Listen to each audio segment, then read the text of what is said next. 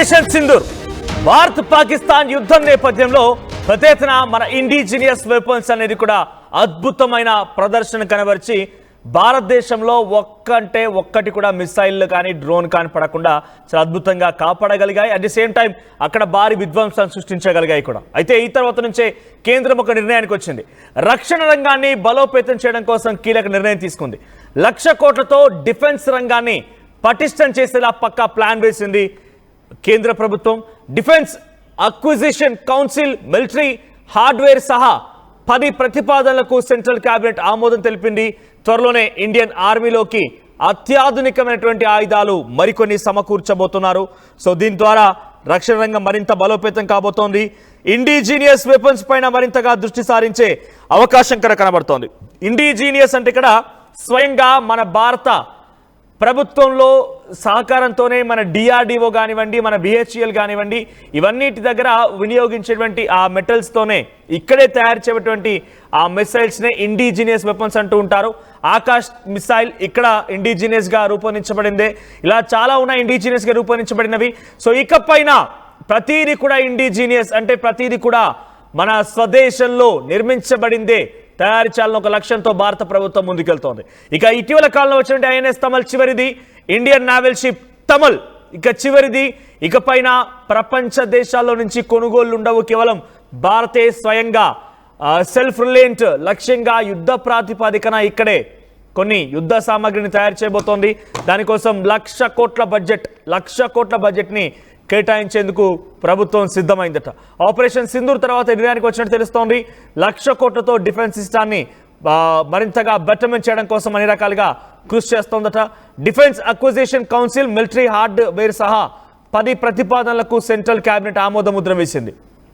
త్వరలోనే ఇవన్నీ కూడా అమలు కాబోతుంది. 1,00,000 కోట్లు అర్థం చేసుకోండి. 1,00,000 కోట్లు అంటే ఒక ఏడాదికి ఆర్థిక సంవత్సరానికి 1,00,000 కోట్లు అని అంటే కనుక ఎంత పెద్ద ఎత్తున మన డిఫెన్స్ బలోపేతం అవుతుందో అర్థం చేసుకోండి. బికాజ్ మనకు చాలా వైపు నుంచి ముప్పు పొంచి ఉంది.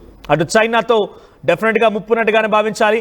సో పాకిస్తాన్తో ముప్పు ఉంది. పాకిస్తాన్ ఏకంగా భారత్పై కొంత కవ్వింపు చర్యలకు పాల్పడడం కోసం, భారత్ పైన కొంత కంట్రోల్ చేయడం కోసం, భారత్ని ఉంచి వచ్చేటువంటి ఆ మిసైల్ని అడ్డుకోవడం కోసం అమెరికా దగ్గరికి వెళ్ళిపోయి అమెరికా పైన మోకరిల్లి అమెరికా దగ్గర సాష్టాంగ నమస్కారం చేసి డిఫెన్స్ సిస్టమ్ కొనుగోలు చేస్తోంది. సో ఇట్లా ప్రపంచ దేశాలన్నీ కూడా కొంత బిజినెస్ డీల్ గురించి మాట్లాడుతున్నాయి. మన శత్రు దేశాలకి సహకరించాలనేటువంటి ఒక ఆలోచనతో అమెరికా, చైనాలు ఉన్నాయి. టర్కీ కూడా అదే రకంగా వ్యవహరిస్తోంది. ఇవన్నీ కలగలిపి చూస్తే ఇకపైన ఎవరిని నమ్మే ప్రసక్తే లేదు. కాబట్టి మనంతటా మనమే ఇండిజినియస్గా స్ట్రెంగ్తన్ అవ్వాలి. అందులో భాగంగా ఈ యొక్క నిర్ణయం తీసుకున్నట్టు తెలుస్తోంది. సో 1,00,000 కోట్లతో మరింతగా మన యుద్ధ సామాగ్రిని బలోపేతం చేసే దిశగా భారత ప్రభుత్వం అడుగులు వేస్తోంది.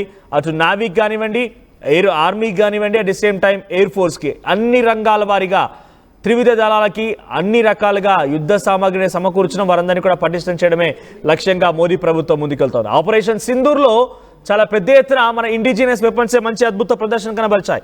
ఇండిజినియస్ వెపన్సే చాలా పెద్ద ఎత్తున అన్ని రంగాల్లో కూడా వాటిని కట్టడి చేయగలిగాయి. పాకిస్తాన్ నుంచి వచ్చేటువంటి మిసైల్స్ని కట్టడి చేయగలిగాయి, డ్రోన్స్ని అడ్డుకోగలిగాయి. అంత అద్భుతమైన ప్రదర్శన కనబరిచాయి. కాబట్టి ఇప్పుడు ఇండిజినియస్ వెపన్స్ పైనే ఫోకస్ పెట్టింది కేంద్ర ప్రభుత్వం. మన బడ్జెట్ నుంచి ఏడాదికి 1,00,000 కోట్ల రూపాయలని మనం డిఫెన్స్ పైన ఖర్చు పెడుతున్నామంటే ఎంతలా భారత డిఫెన్స్ సిస్టమ్ స్ట్రెంగ్తన్ కాబోతే అర్థం చేసుకోండి. సో ఒక చైనా నుంచి మనకు కొంత డెఫినెట్గా ముప్పు ఉన్నట్టుగానే ఉంది. పాకిస్తాన్ నుంచి అదే పరిస్థితిలో ఉంది. ఇటు నేపాల్ కొంత తటస్థంగా ఉన్నట్టు కనిపించినా కూడా నేపాల్ కూడా కొంత చైనా మాట వినే అవకాశం ఉంటుంది. ఇటు బంగ్లాదేశ్ కూడా చైనా లేకపోతే ఇస్లామిక్ రెవల్యూషన్లో భాగంగా అక్కడ యూనస్ కూడా కొంత ఇబ్బందికర పరిస్థితులే తలెత్తుతూ ఉన్నాయి. సో ఇలా మన చుట్టుముట్టున్నటువంటి దేశాలన్నీ కూడా కొంత మన పైన అక్కసు వెళ్ళగక్కుతున్నాయి. కాబట్టి దీన్ని కంట్రోల్ చేయాలి, దీన్ని ఎదురు దెబ్బ కొట్టాలి, దీన్ని తిప్పి కొట్టాలంటే కనుక డెఫినెట్గా మన డిఫెన్స్ సిస్టాన్ని పెంపొందించుకోవాల్సిందే. ఎక్కడి నుంచో అమెరికా నుంచో రష్యా నుంచో కొనుగోలు చేస్తున్నప్పటికీ ఆ కొనుగోలుని ఇకపైన నిలిపివేయాలి. మన దగ్గరే స్ట్రెంగ్త్ ఉంది. మన దగ్గర అద్భుతమైనటువంటి మిసైల్ని తయారు చేయగల సామర్థ్యం ఉంది. మన దగ్గర అద్భుతమైనటువంటి ఒక డిఆర్డిఓ ఉంది. మన దగ్గర అద్భుతమైనటువంటి చాలా మంచి సంస్థలు ఉన్నాయి. సో వీటన్నింటినీ కలగలిపి ఇక్కడే తయారు చేయాలని ఒక ఆలోచనలో భాగంగా 1,00,000 కోట్ల రూపాయలను వెచ్చించడం కోసం సిద్ధమవుతోంది. సో మీరు చూస్తున్న విజువల్స్ అన్ని కూడా గతంలో ఆపరేషన్ సింధూర్ తర్వాత హర్యానాలోని ఒక ఎయిర్ బేస్ని మోదీ సందర్శించిన ఆ visuals. At the same time right సైడ్లో మీకు కనబడుతోంది పైన రాజ్నాథ్ సింగ్ చేస్తోంది. ఒక ఎయిర్ క్రాఫ్ట్కి సంబంధించి అక్కడ పూజలు కొనసాగుతున్నాయి. అంటే ఆయన దాని ఇనాగ్రేషన్లో భాగంగా అక్కడ ఆ కార్యక్రమాన్ని చేపడుతున్నారు. ఇలా చాలా అద్భుతంగా భారత డిఫెన్స్ సిస్టాన్ని పెంపొందించి భారత్ డిఫెన్స్ సిస్టాన్ని మరింతగా పటిష్టం చేయాలనే ఆలోచనలో కేంద్ర ప్రభుత్వం ఉంది. సో ఆపరేషన్ సింధూర్ మీరు ఎప్పటికప్పుడు ఆర్టీవీ అప్డేట్స్ అందిస్తున్న సమయంలో అంతా కూడా చూసారు కదా. సో ఆపరేషన్ సింధూర్ తర్వాత భారత ప్రభుత్వం యొక్క పనితీరు, ఇప్పుడు ఈ ఆలోచనల్ని కూడా ఎలా అనిపిస్తున్నాయి? భారత డిఫెన్స్ సిస్టమ్ని ఎంత మేర మీరు అభినందిస్తున్నారు, ఎంత మేర మీరు ప్రోత్సహిస్తారు, లేకపోతే అసలు ఆపరేషన్ సింధూర్ విషయంలో మీ అభిప్రాయం ఏంటి? కామెంట్ చేయండి.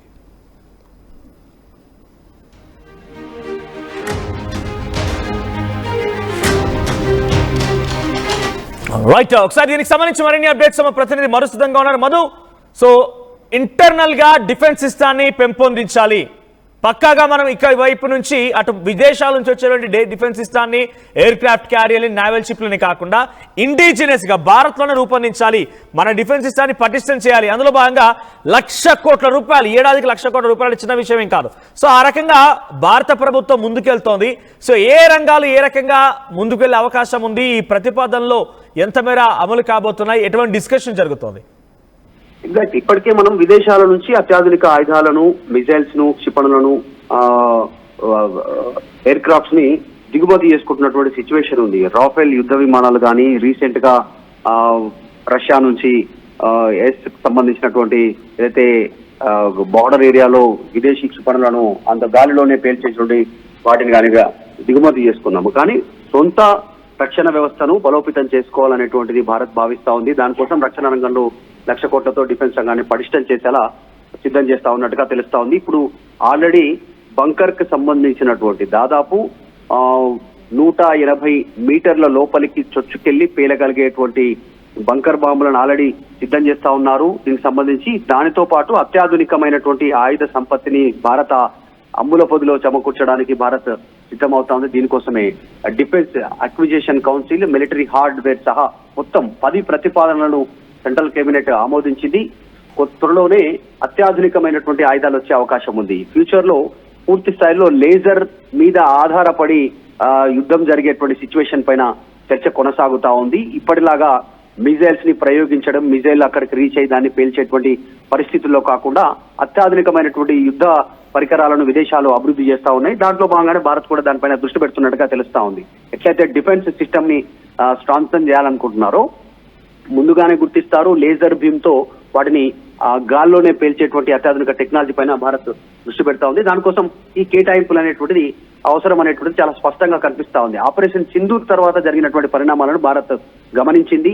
ఏ దేశాలు ఏ దేశానికి మద్దతు తెలుపుతా ఉన్నాయి, దానికి రీజన్స్ ఏంటి అంటే భారత్ తో మిత్రత్వ దేశంగా నటిస్తూనే పాకిస్తాన్ కి మద్దతు తెలుపుతున్నటువంటి పరిస్థితులను భారత్ మనం గమనించింది. దానికి రీజన్ మనతో శత్రుత్వం లేకపోయినా భారత్ ఫ్యూచర్ లో ఆర్థిక పరంగా, అభివృద్ధి పరంగా ఫ్యూచర్ లో పెద్దన్నగా మారేటువంటి అవకాశం ఉండడంతో అన్ని రకాల వసతులు, వనరులు ఉన్నాయి భారత్ కి, జనాభా పరంగా కానీ, ఫ్యూచర్ లో ఆర్థిక పరంగా కానీ, బిజినెస్ పరంగా. సో వీటిని దెబ్బ కొట్టాలంటే పాకిస్తాన్ కు చేతులు కలుపుతున్నటువంటి, అంతర్గతంగా వారికి సహాయం చేస్తున్నటువంటి ఈ పరిస్థితిని గమనించింది. దాంట్లో భాగంగానే ఆపరేషన్ సింధూర్ తర్వాత చాలా స్పష్టంగా డిఫెన్స్ సిస్టమ్ స్ట్రెంగ్తెన్ ఉండాలి, చాలా స్ట్రాంగ్ ఉండాలనేటువంటిది ₹1,00,000 కోట్లకు సంబంధించినటువంటి తో డిఫెన్స్ రంగాన్ని బలోపేతం చేయాలని కూడా తీసుకున్నటువంటి నిర్ణయం భారతదేశ చరిత్రలో మొదటిసారి. అది కూడా ప్రతి సంవత్సరం ₹1,00,000 కోట్లు వెచ్చించాలనేటువంటి నిర్ణయంతో అమ్ముల పొదిలో మరిన్ని అత్యాధునికమైనటువంటి ఆయుధాలు చేరేటువంటి అవకాశం ఉంది. ఆర్మీ చేతిలో కూడా అంటే బుల్లెట్ ప్రూఫ్ విషయం నుంచి మొదలు పెడితే లేజర్, చీకట్లో కూడా చూసేటువంటి పరికరాలను, సుదూరంగా ఉన్నటువంటి పరికరాలను, సుదూరంగా ఉన్నటువంటి శత్రు దేశాలను గమనించేటువంటి విధంగా అన్ని రకాలుగా, ఒకటే కాదు ఈవెన్ శాటిలైట్ ద్వారా కూడా శత్రు దేశాలు పైన కన్నేసి ఉంచేటువంటి విధంగా అన్నిటికీ ఉపయోగపడేటువంటి అవకాశం ఉంది. దానిలో భాగంగానే 10 ప్రతిపాదనలను సెంట్రల్ కేబినెట్ ఆమోదం తెలిపింది. రైట్ మధు, సో మొత్తం మీద ₹1,00,000 కోట్లతో ఏడాదికి ₹1,00,000 కోట్లు వెచ్చించి డిఫెన్స్ సిస్టాన్ని మరింతగా బలోపేతం చేసే దిశగా కేంద్రం సిద్ధమైంది.